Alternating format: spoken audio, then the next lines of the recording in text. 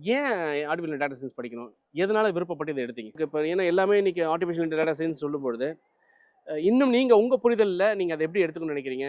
இத படிச்சுட்டு ஃபியூச்சர்ல மக்களுக்கு என்ன பண்ணணும்னு நெனைக்கிறீங்க? எப்போ நம்ம வந்துட்டு எந்திரன் படமும் 2.0வும் பார்க்க ஆரம்பிச்சோமோ, அப்பவே வந்துட்டு நமக்கு அந்த ஃபீல்ட்ல ரொம்பவே இன்ட்ரெஸ்ட் அதிகமாயிருச்சு.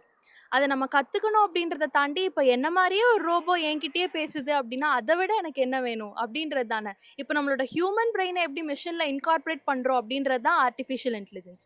டேட்டா சயன்ஸ் அப்படின்றது இட் இஸ் நார்மலி அனலைசிங். இப்போ பிசினஸ்க்கு, நெறைய கம்பெனிஸ்க்கு, அப்ராட்ல எப்படி இன்னைக்கு வரைக்கும் ஒரு டெவலப்டு கண்ட்ரி ஆயிருக்கோ, அந்த மாரி இந்தியாவையும் ஆக்கணும் அப்படின்னு சொல்லிட்டு தான் இப்ப ஆர்டிஃபிஷியல் இன்டெலிஜென்ஸ் அப்படின்றதே எவால்வ் ஆயிருக்கு.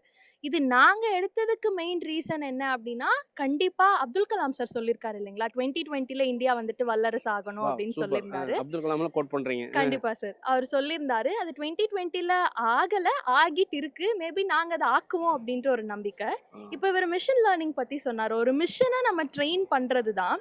அதுல வந்துட்டு மிஷின் லேர்னிங் மட்டுமே இல்ல. அத தாண்டி நெறைய இருக்கு. Deep learning, artificial intelligence, natural language processing, computer விஷன்னு நெறைய கன்டென்ட் இருக்கு. ஒரு மனுஷன் எப்படி சிந்திக்கிறானோ, அதே மாரி ஒரு மிஷினையும் சிந்திக்க முடியும். இப்ப கடவுள் எப்படி மனுஷன படைக்கிறார்? நாங்க ஒரு மிஷின படைக்கிறோம் அப்படின்னா, நாங்க கண்டிப்பா ஒரு கடவுளா இருப்போம் இல்லையா? அதனால சூப்பரா இத நல்லா எடுத்து இது கோட் பண்ணேங்க பண்ணீங்க. சார்.